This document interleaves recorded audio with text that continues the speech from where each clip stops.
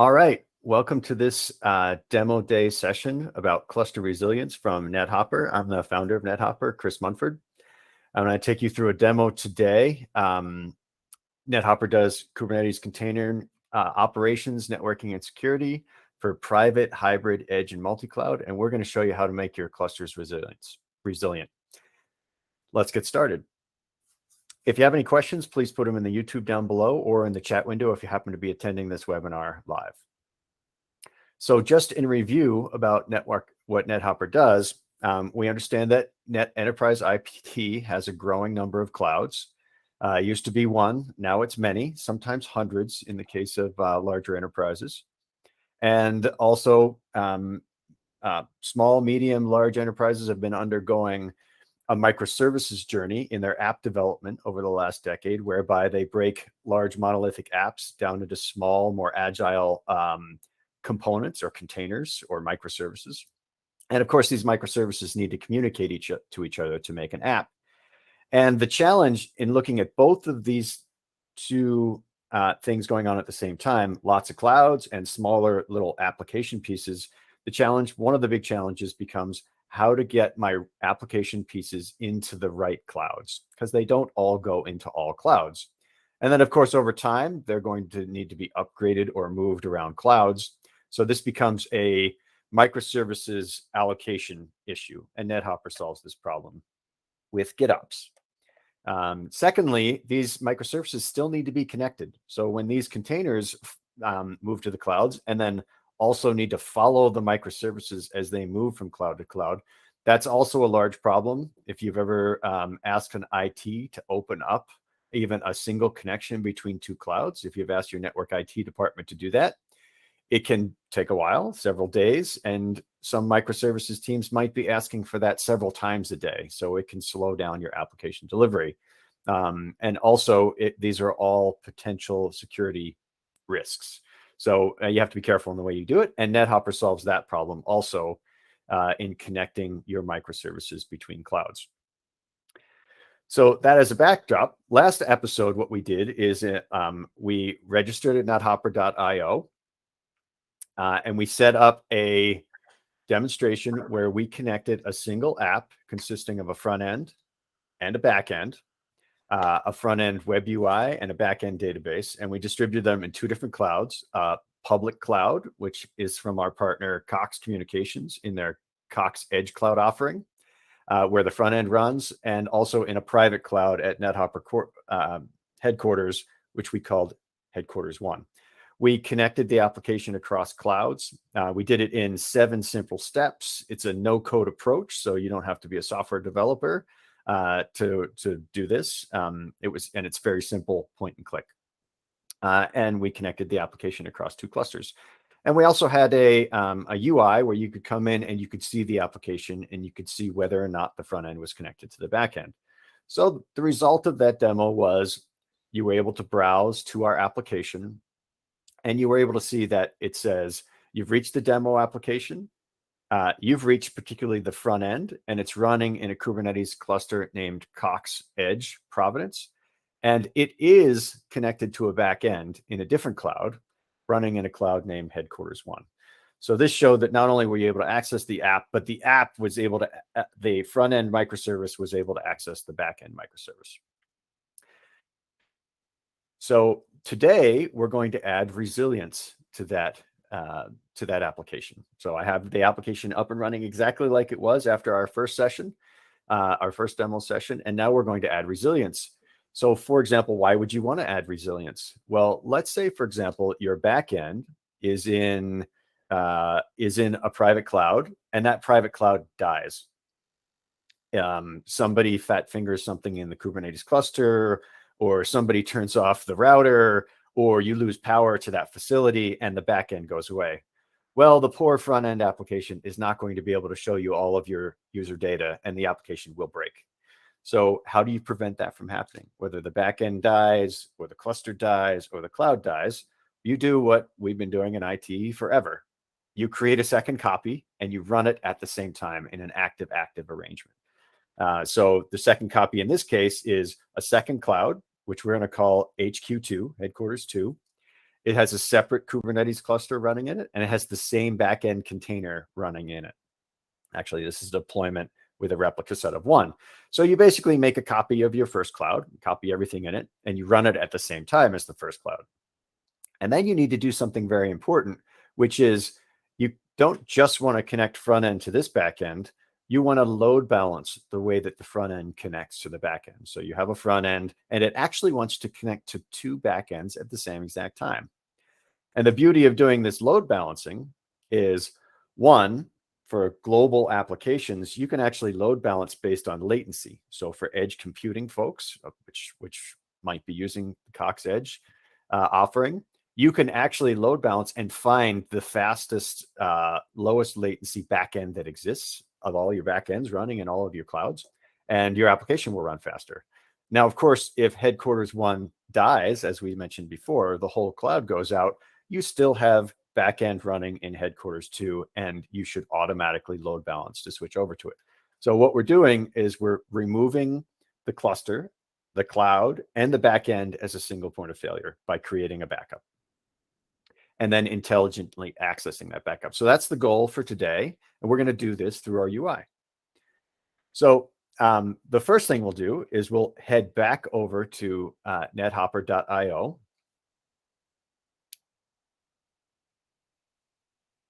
And this is the UI for Nethopper. You can see that at the end of the first demo, we had 2 clouds attached, and both clouds were healthy. That's why there's 2 total and 2 up. And we had 9 objects. These are the front end, the back end, and the service distributed to 2 different clouds. It adds up to 9 objects that we distribute in total. All 9 objects are up and healthy. And you can see everything, both your clouds and your objects, at 100%. There are no alerts. If you click on the alert tab, there are no alerts. So everything's been healthy and running well since our demo a week ago. And you can see, for a little bit more detail, here are the 2 clouds: Cox Edge Providence Cloud, Headquarters 1 private cloud. You can tell, for example, Headquarters 1 is a private cloud because it's been tagged with the tag. All right. In order for these 2 clouds to communicate with each other, well, actually, before I go to the next step, I'm going to define a new cloud, which is this Headquarters 2 that I was talking about, the redundant cloud to Headquarters 1. To do that, it's very simple. You create a Headquarters 2, give it a location. This one is actually in my home.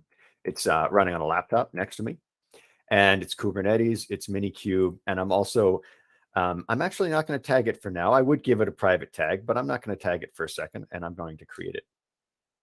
And now you can see I have this Headquarters 2, and it is, you can see this little symbol. This means it's attached to a network, but Headquarters 2 is not attached to a network. So we're going to attach this Headquarters 2 to an application network. So if we go into our application networks, we see we only have one. It's called a multi-cloud, a MAN1, multi-cloud application network 1. And here's the Cox Edge Cloud and Headquarters 1 that have been added to it. They're both, as we said before, in the status green. So I'm going to add Headquarters 2 to this network. I simply select it from the drop-down list, and there's a really good ease of use feature that Nethopper has, which is, this is a private cloud, and as such, it actually has no inbound ports open and is not available on the public internet, which is great and really good and secure, but it's hard to make it participate and communicate with other clouds. But Nethopper makes it easy. We're simply going to say, I know this cloud is not accessible, but we're going to link it to other clouds that are accessible in my US hub, or maybe my East Coast hub. But in this case, I called it US. So we've added this cloud Headquarters 2 to the network, and it's yellow. Yellow in this case means uninstalled. So it has a status of uninstalled, and we're going to install the cloud. So I'm going to copy the install instructions. Instructions are, they expire in an hour, and I'm going to copy them to my clipboard. Now, I don't like to manage things via CLI and terminal very often, but sometimes it's good to verify what's been going on in my Kubernetes clusters. So I have 3 terminals to Kubernetes clusters, 1 to my Cox Edge cluster, and there are several things running there. 1 in Headquarters 1, there are several things running here. And here's my new cluster, Headquarters 2. And if I do a kubectl get all, you can see that there is almost nothing running in this cluster, just my Kubernetes terminal, and I simply paste those instructions to install Nethopper in that cloud. And you can see that my status is going to change for that cloud being attached to my network. First, I have instructions fetched, and I'm going to download the container to the cloud. And it's going to go through several statuses. Now it's installing. I'm mounting my agent credentials. And then the agent's going to come up, and it's actually going to attach to this US hub. So once it fully comes up, you should see that it's going to turn green. Now, while that's happening, I'm going to go over to the objects page. Actually, I'll wait a second because it did fully come up, and it should join the network in just a second. So I'll come over, and you can see that it has. So I'll come over to my objects page, and you can see that I have several objects. I'll sort them by kind. I have the front end object, which is in my edge cloud. I have the back end object, which is in my private cloud. And I have a service which connects the two called my back end multi-cloud service, and that's also in my edge cloud. And you can see that I've deployed, say, for example, the back end is only deployed in my headquarters 1 cloud. So why hasn't it been deployed to my headquarters 2 cloud? Well, the reason is that I haven't tagged my headquarters 2 cloud to let it be known as what type of cloud it is. So if I go back into my headquarters 2 cloud and I give it a private tag, now my distribution rules will say, oh, I see this as a private cloud. I need to distribute the things to that private cloud for which I'm supposed to distribute to private clouds. So if you go look at the objects now, and you can see we click on the same thing on the backend deployment, you can see it's now distributed to 2 clouds. It's distributed to headquarters 1 and headquarters 2. So now that I have the headquarters distributed in the right cloud, I've also have a multi-cloud service that's been distributed to headquarters 1 and headquarters 2. So if I come over to my application, I can see that welcome to the Nethopper demo for Cox Edge. I have reached the front end running in Cox Edge Providence, and it is connected to a back end. Sometimes it's connected to headquarters 1. Sometimes it's connected to headquarters 2. Right now, it's load balancing between those clouds. They happen to be really similar in latency because headquarters 1 and headquarters 2 are running as virtual machines on the same server. And it's basically, as it's deciding who's closer, headquarters 1 is winning the tie sometimes, headquarters 2 is winning the tie other times. So you can tell it's an active deployment, and we're continuing to connect to a backend, but in different places as time goes on. Now, let's say, for example, in the example I talked about earlier, let's say that, coming to my picture, let's say that private cloud HQ1 went down. What should happen is we should stop trying to access HQ1, and we should get all our requests of backend from the front end being answered by HQ2. So I'll simulate that by taking down HQ1. And I can do this simply by going into the cloud and editing my HQ1 and not tagging it with private anymore. What I'll do is I'll remove all my objects from HQ1, including the backend deployment. So there'll be no more backend in Cloud 1. It'll only be in Cloud 2. And if I come back to my objects, you can see that this has happened. If I click on my backend deployment, you can see it's no longer in Cloud 1. It's only in Cloud 2. And if I go over to my application, you can see that I've still reached the front end. It's in the Cox Providence cloud, and it is connected to a backend named HQ2. So in review, what we did is we made our backend resilient. Our backend database is now highly available. It's available in 2 clouds at the same exact time. And should either one of those clouds die, which we just showed, we will only then access our backend in the cloud that's still working. So we successfully failed over to Cloud HQ2. This can help you protect all sorts of databases, both stateful and stateless pods running in your Kubernetes clusters. For example, one of the ways that people have been protecting Kubernetes clusters to date is by using the regional availability zones in a cloud, but those same cloud providers like Amazon have had full regions that have gone down several times last year, taking down lots of apps because that resiliency methodology, that resiliency pattern did not work. Did not work in all cases. It could not survive a cluster failure. This method will survive a cluster failure, and you don't have to worry about whether whole regions fail in Amazon or Azure or GCP or your favorite cloud provider. Your applications will survive using this resiliency pattern. So I hope you enjoyed today's demo. It was only a few clicks to make your Kubernetes clusters and your backend databases fully highly available. We are Nethopper. We're the leader in multi-cloud application networking, enabling you to operate, view, distribute, and connect your apps across clouds. Again, it's based on Scupper.io, a mature and secure communications open source project. We have a couple hundred customers, and we hope you're the next one. We also have 3 beta program spots available. So if you would, of course, you can come in and register and not even ask anybody about it. We have a free tier. But if you would like to have white glove treatment and have work directly with Nethopper engineers to deploy Nethopper in a custom way for you, we're happy to talk to you about that. We would love to engage with you and customize our product for you. Please contact me at chris@nethopper.io if you'd like to do that. So Claire, that's the end of the demonstration. Do we have any chat questions live during this demonstration? No, Chris, we're good. But I myself have a question.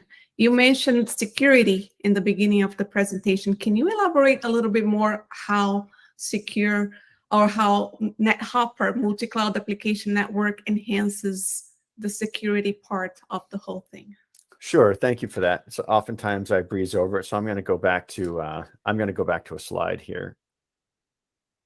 And one of the questions that we get asked a lot is, okay, if I'm going to expose my application to multiple clouds, or at least the communication of my microservices across clouds, how can I be sure that those are secure connections and that the data that, say, for example, the back end is the database? It contains, in many cases, credit card information, social security numbers, all sorts of sensitive information, whether it's financial or healthcare, can be contained in that database. If I'm now exposing that information to the front end in another cloud, and I might be using the internet to connect these two clouds, how can I be sure that that information is secure? And the answer is Nethopper guarantees that all of that information is encrypted and decrypted in both directions, both the request that's being made of the backend and the response that backend gives. We use mutual TLS in our Nethopper agents that even if your software developers have put that information in the open and they're just sending credit card information in plain text and passwords in plain text, we will encrypt that information before it goes over any network, including the internet. So the information in flight is always fully encrypted with the best practices for today's public key encryption using Nethopper. Great. Thank you. All right, look for us again. Please put your comments in the YouTube channel chat below if you happen to be watching this on demand, and have a good day. Thank you.